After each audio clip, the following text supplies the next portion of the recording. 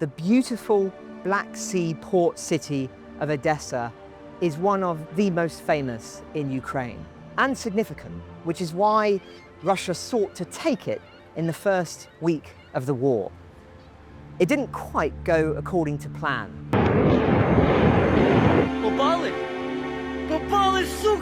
And now the Russian Black Sea fleet has fled with some of its ships scattered across the floor of the Black Sea.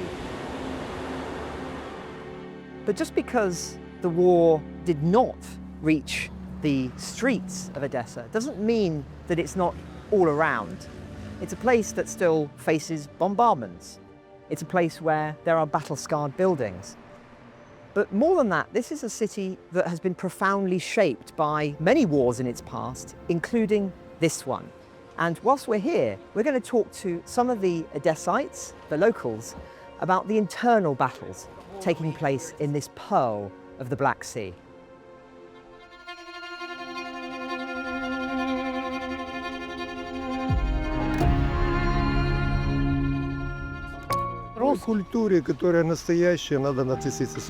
The country's been invaded. People are dying every day.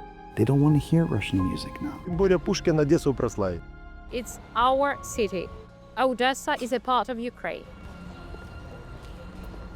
Putin's air attacks on Odesa are common. We saw several during our stay, and they've reignited debates about Moscow's ties with this still predominantly Russian-speaking city. One of the historic figures caught in the crosshairs is Alexander Pushkin, Russia's most famous poet of the Romantic era, whose brief, scandal-marked exile in Odesa is said to have fueled his creativity, despite his stinging critiques of the city in some of his writings. Pushkin was divisive here even before the full-scale invasion, but the war has brought his problematic legacy into even sharper focus. When Russian troops occupied Kherson, about 200 kilometers east of Odesa, they erected billboards featuring Pushkin as part of a propaganda campaign proclaiming Russia was here forever. For some, therefore, Pushkin is a symbol of imperialism. But others still don't think he should be erased from Odesa's history. Well, Tatiana, we're standing in front of one of the most controversial statues in this city of Alexander Pushkin. Elsewhere, another statue of him has been boarded up. Here, he's still standing. For how much longer do you think that's going to be the case? Odesites, they are very caring about their city. And there are a lot of questions like what will be placed here, that the statue is really nice, it's like a historical memorial. But war can't have comfortable decisions. Would you want to see this statue removed? To be honest, I like it as a statue. I was grown up here, but I don't want to have anything connected with Russian culture and Russia itself. This topic provokes heated debates here, and right on cue, our interview was interrupted by a heckler who disagreed with Tatiana. Does he like Pushkin? Or is he yes, of course. He likes him? Yes, yes, Right. and he... But Josephine... Yeah, why don't we ask? Yeah. Okay. If we interview him, then he can say his piece. And then we Okay. can... Yes. So you are somebody who is very pro and proudly Ukrainian, but you have, let's say, a respect for Pushkin as a writer and as a Russian writer. К культуре, которая настоящая, надо относиться с уважением. Тем более Пушкин Одессу прославил. Одесситы это понимают, но люди, которые хотят противостояния в Одессе, они хотят снять память. What would you do if you saw people actually trying to physically remove this? How would you respond? Но если это нужно для победы украинского государства, я бы помогал. Прямо вообще. Despite of all that... Despite everything? Yes. А если это провокация?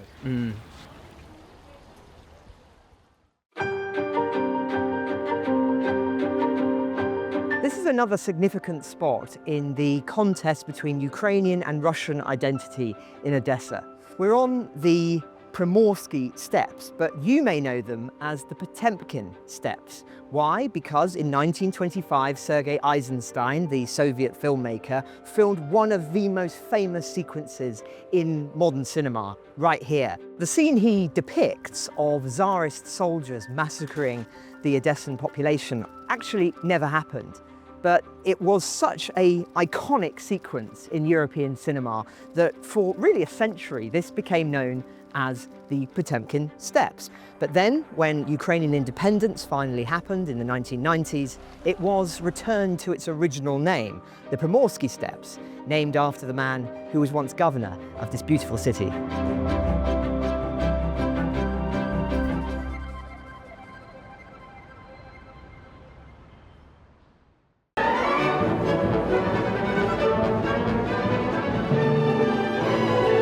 Music has become another stage on which the struggle for Ukraine's cultural identity plays out.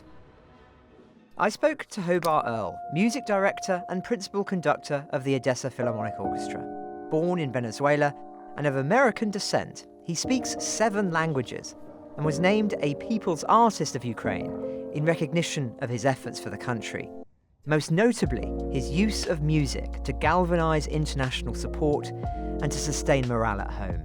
When the invasion happened, from that day on, there has not been a note of Russian music performed, not just by my orchestra, but by anyone here. And you got to understand, I mean, this is very raw for people. People are very, the country's been invaded. People are dying every day. They don't want to hear Russian music now. Would you want to see, at the end of this war, a performance of a Russian composer as part of that process of recovery? There's no question but that music is the language to cross borders and to unite people and to bring people closer. There's no question. But that's a tough one, because it's just like it's like Wagner in Israel, if you know what I mean. It's going to take time for people there are a lot of people in our audience who just will not want to hear the music. There are others who will. But look, we're sitting in this concert hall here, which was damaged just a couple of months ago. We would always have thought of this as being one of the safest buildings in the city. We're in the center of a UNESCO World Heritage Site in this wonderful building.